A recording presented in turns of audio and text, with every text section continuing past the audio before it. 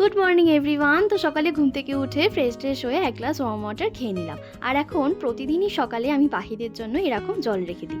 আমাদের আম গাছটায় কত সুন্দর সুন্দর ছোট্ট ছোট্ট আম ধরেছে। তারপরে আমি এখানে পুজোর জন্য গাছ থেকে ফুলগুলো তুলে নিচ্ছি। আর আমার জানো তো, নিজে হাতে গাছ থেকে ফুল তুলে ঠাকুরকে দিতে পারি, এটা আমার খুবই ভালো লাগে। যাই হোক, তারপরে বিকালবেলা তরমুজ নিয়ে বসে পড়েছি খাবো বলে। আর এই গরমকালে তরমুজ খেতে যে কি ভালো লাগে। দেন সন্ধ্যাবেলা কৌশিকের সাথে বেরিয়েছিলাম একটু মার্কেটে।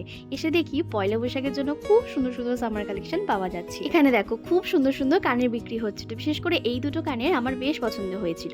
গরমে ঘুরে ঘুরে অবস্থা পুরোই খারাপ হয়ে গেছিল, তাই ভাবলাম একটু শপিং মলে গিয়ে এসি ঠান্ডা ঠান্ডা হাওয়া খাওয়া। তো এখানে এসেই এই টি শার্ট গুলো একটু দেখছিলাম, তারপরেই চলে আসি টপসের কালেকশন গুলো দেখতে। আর এই পিঙ্ক কালারের টপটা দেখো বেশ ভালো লাগছিল কিন্তু। দেন চলে আসি মিয়া মোড়ে। এখান থেকে একটু খাওয়া দাওয়া করে বাড়ি ফেরার সময় এই ফিরকিগুলো চোখে পড়লো। ছোটবেলায় এগুলো দেখলেই কেনার জন্য বাবার কাছে খুব বায়না করতাম। তো চলো আজকের মতো ওইটুকুই। আর হ্যাঁ, সাবস্ক্রাইব করে দিও কিন্তু।